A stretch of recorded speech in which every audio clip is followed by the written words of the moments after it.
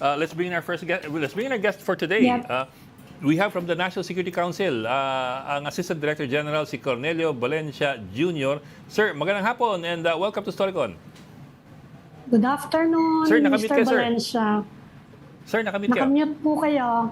Okay. Ayun, yun. Yan, better sir. Kasi pag nagbibideo kayo, Good tapos nakamute, afternoon. hindi magandang tingnan yun. Sir, thank you for joining us this afternoon. ADG Valencia. Magandang hapon po sa inyo. And this is my first event. Yes, sir. Your as a first spokesman. time Oo with nga us. po. Oo nga. Welcome po. So we hope to have you more often. Baka pwede mong paulakan mo kami every now and then. Kasi maraming pag-uusapang issue yung NSC. NSC. Sir, but let me start with something very basic. Ano nangyari kay Jonathan Malaya? Of course, we love having you here, pero siyempre, we're also curious what happened to ADG Malaya. Yeah. ADG Malaya, yung kanyang I took over sa kanya, naka-leave pa siya. Yes, sir. So, tapos pagkatapos nung medyo mahaba niyang leave, dire-diretso na. So, I think it's more personal in nature, family matters. So, mas maganda sa kanya manggaling.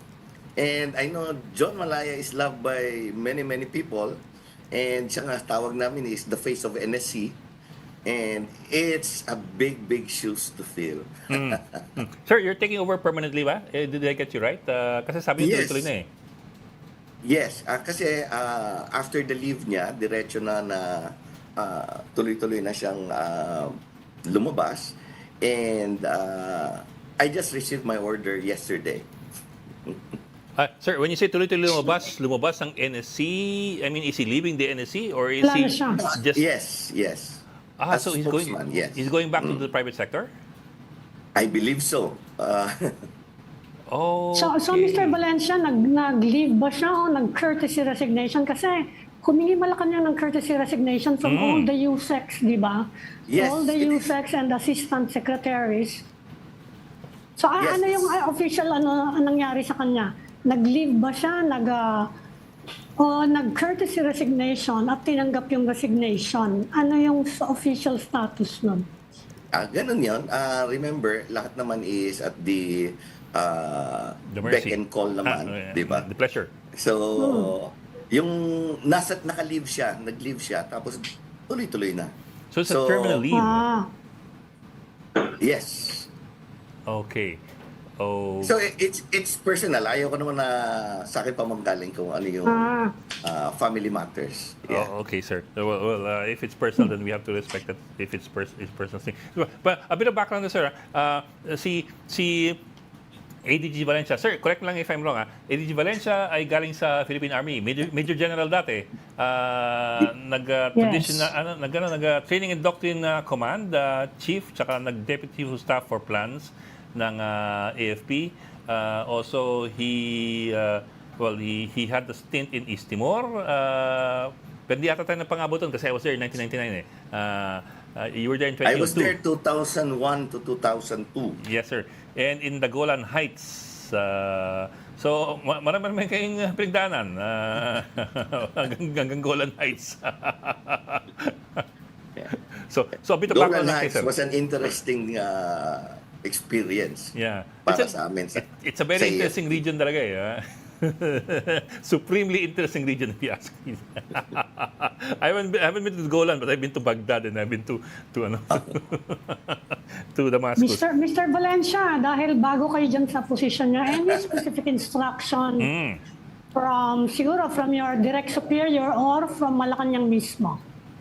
Ang instruction lang naman sa akin is to continue what we have been doing.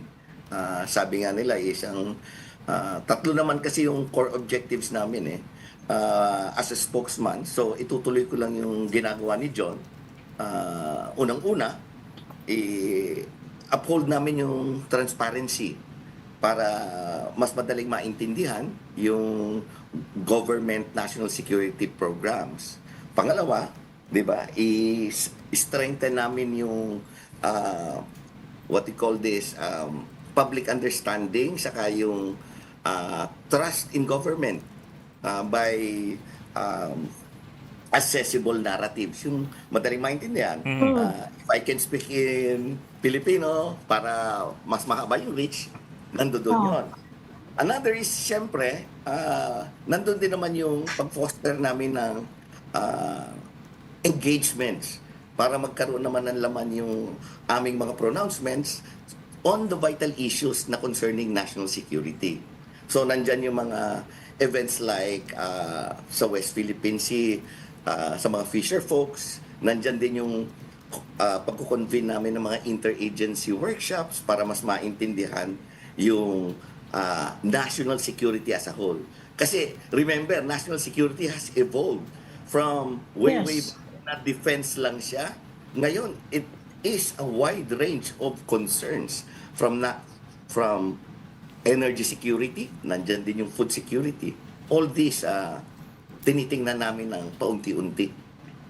Mr. Valencia, meron bang ongoing coordination sa mga spokespersons ng mga agencies? Kasi tinatanong ko lang dahil nasabay kayo dun sa pag-appoint ng bagong spokesman na PCO. naman. Hindi naman spokesman, kundi PCO, no? Communications Officer ng Malacanang na the fifth na actually, no? Fifth na, Ed, no? Yeah, fifth. Fifth. After less than 5 months, may bago na naman dun sa Malacanang. Meron bang ganyan na nabubuong national policy sa... Kasi sinabi din sa amin ni Jay Ruiz, similar sa sinabi nyo na kailangan i-explain yung ginagawa ng gobyerno sa mga tao, kailangan maintindihan yung mga polisiya. Meron bang gano'n na the entire national government kailangan may sinusundan yung mga spokespersons? Meron naman tayong mga mekanismo na in place. Sabi mo nga, nagkaroon ng bagong announcement about the new PCO. So we still have to meet yung new group. But meron ng mga existing mechanisms. So meron yung mga grupo where they talk, nagsishare sila ng mga balita, saka ng mga usapin, mga concerns. So may mga forums yan. So one from, parang sa AFP, meron din sila. Meron din naman na with PCO. So existing yung mechanism. It's a matter of now, understanding. So nagkikita-kita po kayo o kaya magkikita-kita kayo, mga communications officers ng executive department, magkikita-kita kayo? Yeah, there's a mechanism. May mga events silang ganon. And sabi mo nga, may bagong PCO, then magki-courtesy call din kami sa kanila kasi we have to understand kung ano yung strategic direction. It should still be the same. So, Yes. magkakaroon yan, definitely. Masaya ako dahil in place na yung mechanism. We're just new people. The mechanism, the infrastructure is there. Sir, ano lang ako, sir? Cambio ko na kasi in 2 days we'll be commemorating the 9th anniversary ng Yes. West Philippines, ng arbitral ruling on the West Philippine Sea. That's July 12, 2016, di ba? If I remember right, July 12. Sir, let me start off with that. And let me zoom in particular in one point of interest for both countries. Apparently or obviously point of interest, yung Sandy Cay. In the last few months, we've been seeing activities from both sides, both China and the Philippines, as far as Sandy Cay is concerned. Can you give us an update on our strategic direction as far as Sandy Cay is concerned, considering that whichever country has strategic control of that sandbar gets to have a say on a lot of other things. Anong ating posisyon sa Sandy Cay at anong nangyari ngayon sa Sandy Cay? Well, ang Sandy Cay naman po ay talagang importante. Sabi nga natin, it is very close doon sa ating Pag-asa Island. And it is an entry point, kumbaga, para siyang, if you're going to look at the map, nakaumang siya as entry point. So, it is a very good outpost. So, yan naman ay naririyan pa rin naman tayo. Nagkaroon naman tayo dyan ng, di ba nung nagkaroon na the past few months, nagkaroon dyan ng issue na nagpunta dyan yung mga Chinese, and we also went there. Yeah. So, hindi naman natin na iniiwan yung claim natin dyan sa Sandy Cay. Sabi nga ng ating presidente, we are not going to give an inch of our territory. We're not going to give an inch of the West Philippine Sea. So, ganun pa rin yung direksyon natin. We are going to insist and face them, nandyan tayo lagi. And we're having studies nga on anong nangyayari actually doon sa Sandy Cay. Kasi Sandy Cay, parang ano siya mabibuild up parang yung lumalaki. sediments dyan. Lumalaki. Yes. So, ang inaano natin, is it natural or unnatural? But still, we have to study it. We cannot make claims not based on facts. So, I believe there are studies already, and probably by next week, we can hear something about it. Yes, sir. Pero sir, as far as our intentions with Sandy Cay, I know meron tayong yung agreement na no occupation of uninhabited structures since 2002, if I recall correctly. Does that still hold as far as we are concerned, or do we intend eventually to kasi there are concerns that China may just one day set up shop there? Yeah. We are still covered by the Code of Conduct ng 2022. And tayo nga, we are upholding the rule of law. We are upholding it. So, we're not going to do anything against that. Yun yung pinapakita natin eh. That is the moral ground that we hold on. Di ba? So, paninindigan natin pa rin na atin yan within the context given to us by the different parameters or agreements that we have already signed. So, sa akin, Sandy Cay, atin yan. West Philippine Sea, atin yan. Paninindigan natin yan. So, sabi nga nila, the sea is ours, it is our future. Para sa, susunod na henerasyon. It may not be resolved within our generation. So, we have to prepare our people. We have to prepare our citizenry. Kasi yung paglaban natin dyan sa West Philippine Sea, pahabaan yan ng PC. Mr. Valencia, apart from external threats, sakop ng National Security Council yung mga internal din, ano? Kasama ba dyan yung mga political turbulence? Sakop niyo ba yun? Yung political turbulence, as long as hindi naman siya nag-elevate into a national security concern level. Meaning wala namang destabilization, wala namang normal. Yung dynamics ng ating demokrasya Usual gulo. ngayon eh. So, Sa ngayon, wala kayong nakikitang ganon? No, none. Gone are the days ng panahon pa namin sa AFP yan na Yes. we have learned our lesson that we have to be professional soldiers. And I think nag-stuck yan dun sa ating Armed Forces of the Philippines. So there's nothing to worry about it. Sa akin nga, masaya ako sa ganito dahil yung democratic dynamics nandyan eh. Di ba? This is what we want, di ba? Marinig natin all sides. And of course, because nairinig mo yan, ang kailangan lang is to be able to discern what is right and what is fake news, what is political, and what is really needed by the country to move forward and sustain yung ating achievements, yung ating growth, yung economic growth natin.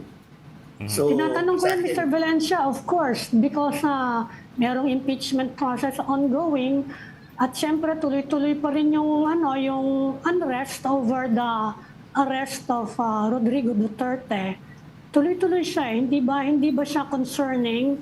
Wala bang ganong nagkakaroon ng polarization, for example, among the uniformed services? Wala kayong nakikita ganon? Wala tayong nakikita as of now na ganyan. But as you know, meron man tayong mga systems in place to be warned and to know about these things. But as of now, nothing to worry about. Pero sir, weren't you concerned? I mean, I'm talking about the NSC. Weren't you concerned when, for example, the former president called for secession in Mindanao. Yes. That was a former president whose bailiwick is Mindanao, calling for the secession of what 25 to 30% of the population from the republic. That's one, and that's not fake news because that was said by he made that very very public. Number two, the vice president's statements about contracting a killer. Although later on she would say na it's a conditional threat or a condition threat, I don't know which is which. Although may ganun siyang qualifier later. Pero were those concerns ever raised or were they significant concerns for the NSC? Of course, things like that are all being considered into our assessment mill. But again, if you're going to ask me if that would be a problem in the next few weeks or next few months, then at what level of security problem would it be? The answer is, it's not that big. So, hindi naman ibig sabihin na hindi namin tinitingnan yon. Sabi nga namin na the National Security Council is the silent vanguards of security. Tahimik lang gumagalaw, tahimik lang na pinag-aaralan mga nangyayari. But as of now, it's part of what we look into. But there are other things also that we're also concerned of. So, yung medyo mga long-term at strategic tinitingnan din kasi namin. So, pagbabalik tayo sa issue ng political unrest, we know that stability is key doon sa ating economic development. Stability is key sa ating progress. So, part of it, minomonitor namin. But as Mr. of now, Valencia, ililink ko na rin yan.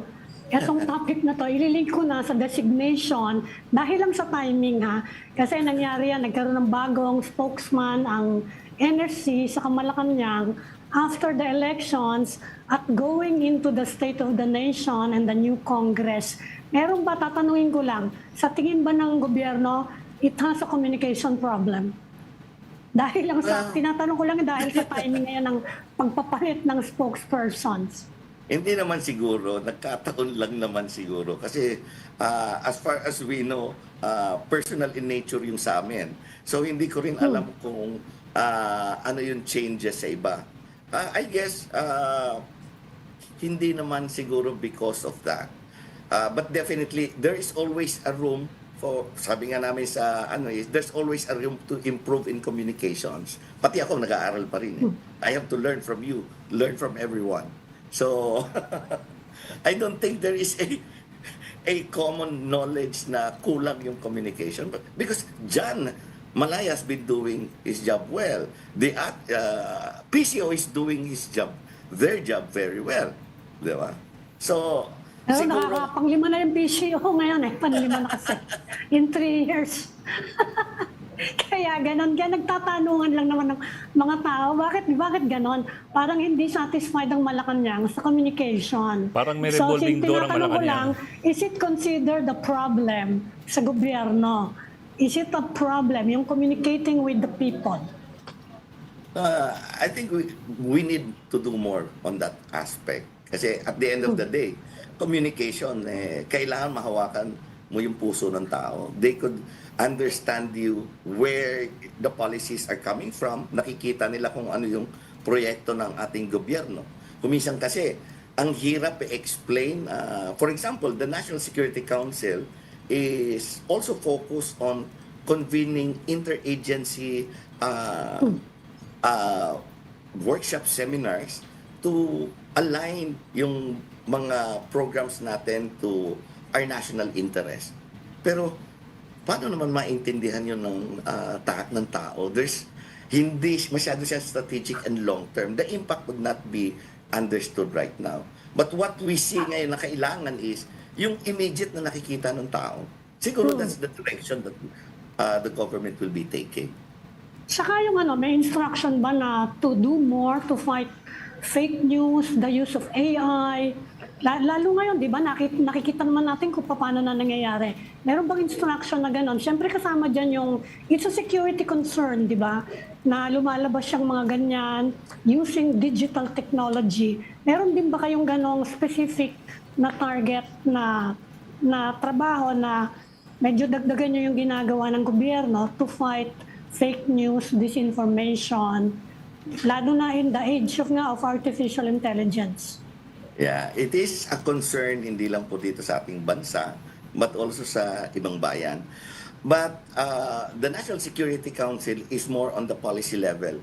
So hindi naman kami nag-operate. And we are supporting right now yung development ng bills on AI and the passage of bill on cybersecurity. Kasi mga luma na po yung batas natin katulad no Yes. Espionage Act natin na makikita natin yung malign influence and interference. So we have to update it. Mga 1930s pa yon. So ngayon we have pending bills or talks sa Congress about AI. So mga 5 yun eh. So how to integrate it into one bill probably would be the direction. Kasi sabi nga natin is technology is growing so fast and policies and programs hindi maka-keep up.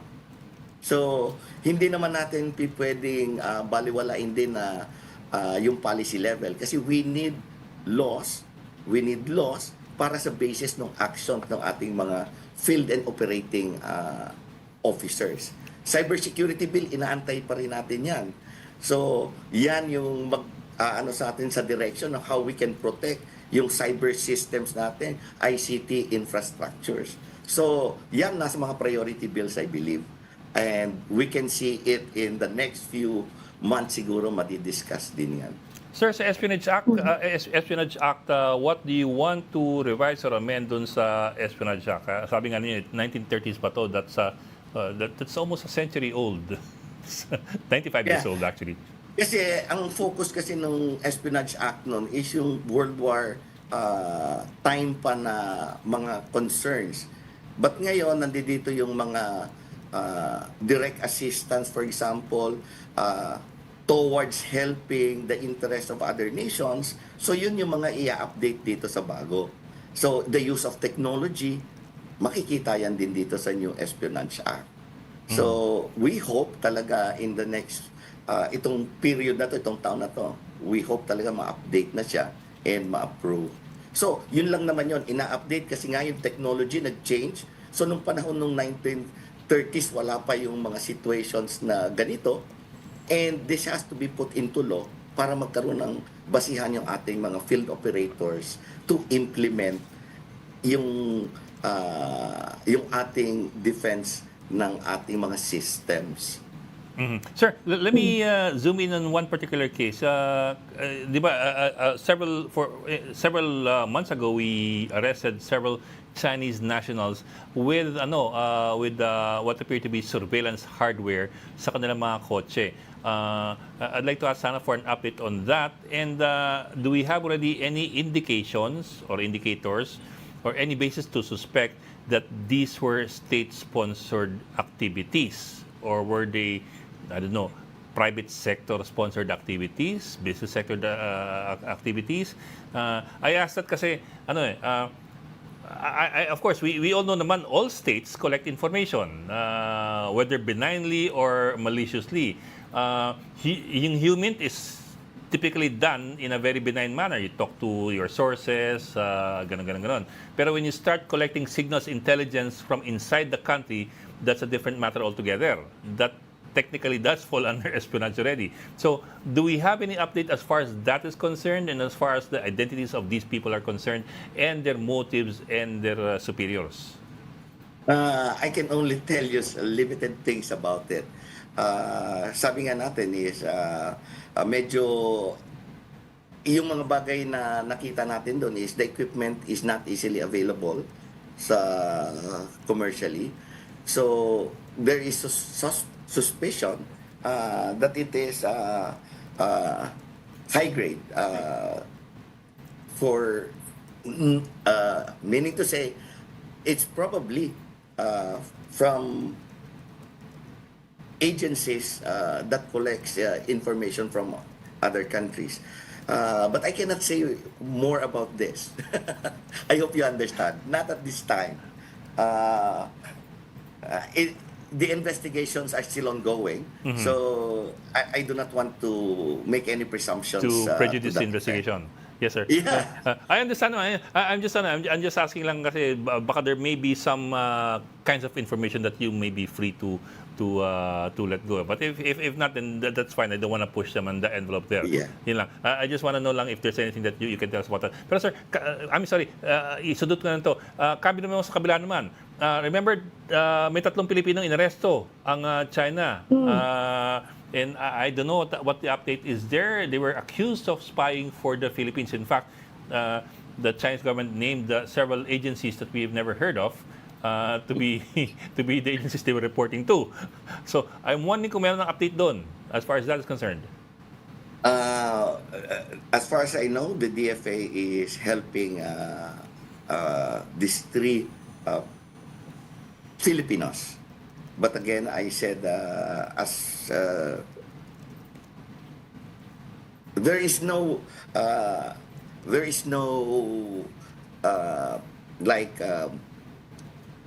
connection between these 3 people and the intelligence agencies that we have. So it's a matter really of proving it to the Chinese government. I don't sige. have more data on Pero that. at least yun, Yeah, we're sorry. saying that they are not connected in any way to government. They are not reporting to government, Yes. to the Philippine government. So, yes. Sige, Mr. Valencia, without going into details, is there basis to believe, hindi, gano'n lang, is there basis to believe na nag-intensify ang foreign, rito? Hindi naman interference, kundi yung Influencing hindi operations. rin naman, influence operations, gano'n. Yeah. Operations. Hindi naman mawawala yun dahil sabi ko nga, yung technology is mas advanced naman sa atin yung ibang countries. So, we can see it naman na from social media, makikita natin yung mga videos na supporting yung claims nila, and we are also doing our part. So, in every disinformation that they would do, there is also the transparency that we show. Di ba? So, makita natin yung paniniil nga nila even doon sa food delivery na movie. Sayang di ba? That is a form of curtailing yung creative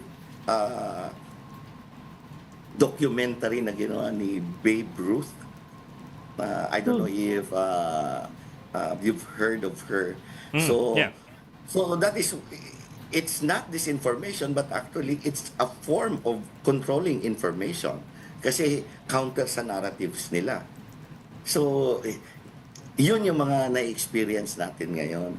So, What I about hope... disruptive activities? Kasi sabi ng ambassador natin to the US, vulnerable daw yung mga natin mga public services, public utilities, hacking, cyber hacking. Wala naman siyang binabanggit na bansa or any particular group, pero vulnerable daw. Is that tama ba yun? Tama ba assessment niya? Well, in a way, if you go back to 2023, diba? 2023, we experienced a lot of attacks. But one Yes. thing good about the government is that we invested on securing our systems. So, kung i-compare natin yung standing natin, where we were in 2022, 2023 sa cybersecurity index, we actually jumped so far na magiging sa next year, yung next year would be nandun na tayo sa grupo ng mga well-defended. Hindi naman ibig sabihin na we have to stop kasi technology develops faster kung minsan. So we have to ensure na updated din tayo. But if you would note, ang laki ng change. Ang laki ng kasi nandoon yung pagsiset up natin ng policies internally within government on how you should use yung ICT natin considering yung security risk. So, tapos yung investment natin, ang budget natin for ICT also increased. So, makikita natin na we really responded well to the problems of 2023. Kasi talaga yung 2023, ang taas ng tayo yung isa sa pinakamataas na inaatake. Yung APT attacks natin noon, I believe nasa 85% compared to 85% compared to the other ASEAN countries. Next was Vietnam, di ba? So, by that time, ngayon, ang layo na. Kasi we responded correctly. Yung government changed policies, invested on securing our systems. So, nando dito tayo ngayon, and I believe with the ICT natin, continuous yung ating mga programa to strengthen government agencies first. Diba? Okay. Okay. Well, sir, I'm afraid we're already out of time, but we would like to have you again soon. If you don't mind, we'll call you once in a while para makipagkwentuhan sa iyo pag may pumuputok na bago. So, kayo yung bago naming phone pal. Opo. Wala pong problema yon. At sabi ko nga, kayo naman po ay partners namin to bring the messages of national security sa ating mga mamamayan. So maraming salamat din sa inyo sa oportunidad na ito. Thank you, sir. Thank you, ADG Mr. Valencia. Cornelio Valencia of the National Security Council. Sir, we hope to have you again. Thank you very much for joining us this afternoon. Ingat po.